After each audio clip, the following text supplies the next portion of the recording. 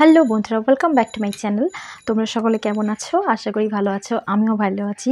তো আজকে আমি তোমাদের সাথে একটা ভিটামিন সি সিরামের অনেস্ট রিভিউ নিয়ে এসেছি, যেটা হচ্ছে প্লাম্পের এই vitamin C serum 15% vitamin C serum. দেখো, এটা রয়েছে, এটা এমআরপি বলে দিই, এর এমআরপি হচ্ছে 299 আর এর সেলফ লাইফ হচ্ছে 3 ইয়ার্স। তো এখানে আমি এটা 10 ml এর পারচেস করেছি, এখানে 15 ml এর এবং 30 ml সমস্ত কিছুই অ্যাভেলেবেল রয়েছে। তো তোমাদের অ্যাকর্ডিং প্রাইস অ্যাকর্ডিং তোমরা যে কোনো কিছু নিতে পারো, যে কোনো একটা চুজ করো। তোমরা যারা ভিটামিন সি সিরাম এর আগে ইউজ করেছো তারা অবশ্যই জানো যে ভিটামিন সি সিরাম ইউজ করার পরে সানস্ক্রিন ইউজ করা কম্পালসারি। কিন্তু যারা ভিটামিন সি সিরাম এখনও পর্যন্ত ইউজ করোনি নিজেদের ফেসের উপরে, তারা অবশ্যই কিন্তু ভিটামিন সি সিরাম পারচেস করার আগে, কেনার আগে আমার এই ভিডিওটা অবশ্যই দেখে নিও। কেননা এর মধ্যে আমি কিছু এমন জিনিস তোমাদেরকে বলবো যেগুলো তোমাদের জানা খুবই প্রয়োজন। কেননা এই প্রবলেমটা আমি নিজে ফেস করেছি, আর এখন আমি তোমাদের সাথে এটা এই প্যাকেজিংটা দেখা যাক। তো প্যাকেজিংটা হচ্ছে এরকম কার্ডবোর্ডের মধ্যে এরকম একটা বাক্সতে আসে, এবং তার ভেতরে এই হচ্ছে গ্লাস, একটা গ্লাস মেটেরিয়ালের রয়েছে। এই যে বটলটা রয়েছে সেটা কিন্তু গ্লাস মেটেরিয়ালের। আর দেখো, এরকম অরেঞ্জ কালারের রয়েছে। এর কনসিস্টেন্সিতে দেখাচ্ছি, দেখো ওয়াটারি। আমি তোমাদেরকে হাতেও দেখাচ্ছি, দেখো এরকম ওয়াটারি কনসিস্টেন্সি, খুব লাইট ওয়েট এবং খুব তাড়াতাড়ি তোমাদের স্কিনে এটা অ্যাবসর্ব হয়ে যাবে। দেখে নাও, খুব তাড়াতাড়ি, একদম মনেই হবে না কিছু লাগিয়েছো স্কিনের উপরে। তবে এটাকে কিন্তু তোমরা অত হালকায় নিও না, ঠিক আছে? এটা দেখতে যতটা ছোট বটল রয়েছে, এর কাজ কিন্তু ততটাই বেশি। তো কেন বলছি সেটা আমি তোমাদেরকে আগে বলবো। তো তার আগে যদি আমার ভিডিওতে তোমরা নতুন এসে থাকো, তো এখনই সাবস্ক্রাইব করে নাও, আর বেল আইকনটাকে অবশ্যই হিট করে দেবে, তাতে করে আমার প্রত্যেকটা ভিডিও তোমাদের কাছে আগে নোটিফিকেশানটা আসবে। তো এই প্লাম্পের এখানে 10 ml কোয়ান্টিটি রয়েছে।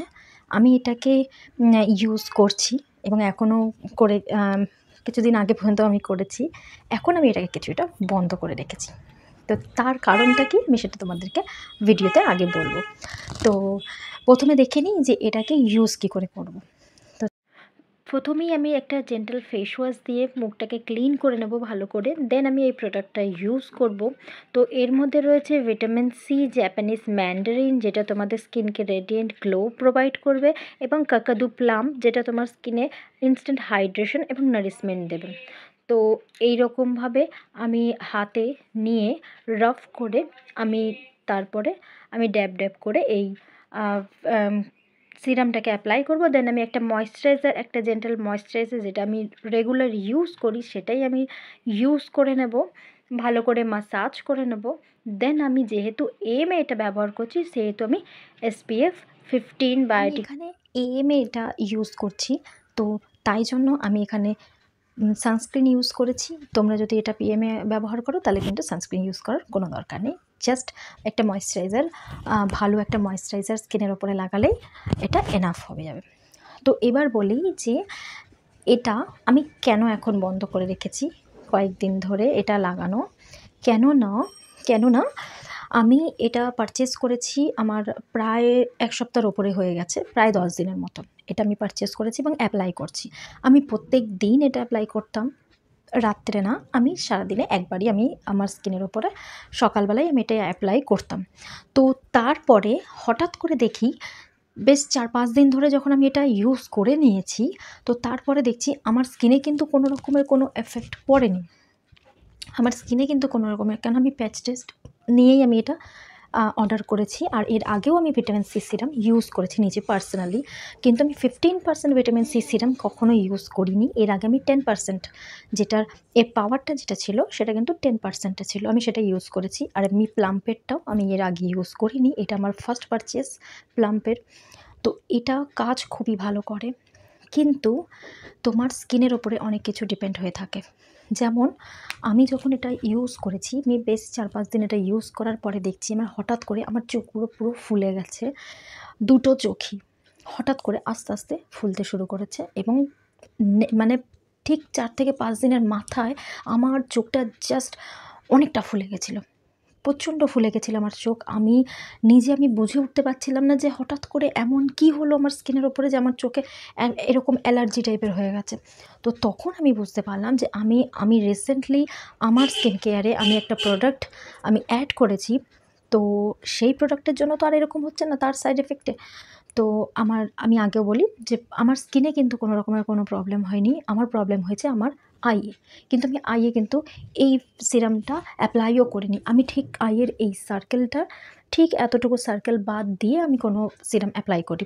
তো ওখানে আমি কিন্তু সিরাম অ্যাপ্লাই করিও নি। কিন্তু তারপরেও দেখছি আমার দুটো চোখ প্রচণ্ড ফুলে গেছে। আমার নিজেই দেখতে কেমন একটা অড লাগছে।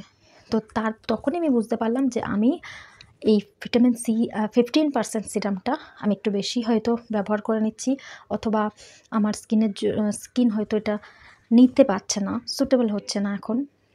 তো তার জন্য আমি কয়েকদিন ধরে আমি এটাকে বন্ধ রেখেছি, এবং বন্ধ রাখার পরে দেখতে পাচ্ছ আমার চোখটা নর্মাল রয়েছে।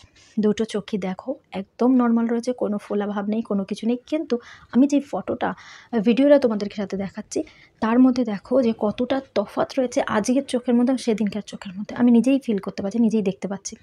তো আমি তার জন্য আমি এটা এখন বন্ধ করে রেখেছি, এবং বন্ধ করে রাখার পরে দেখতে পাচ্ছি যে আমার চোখটা একদম ঠিক রয়েছে।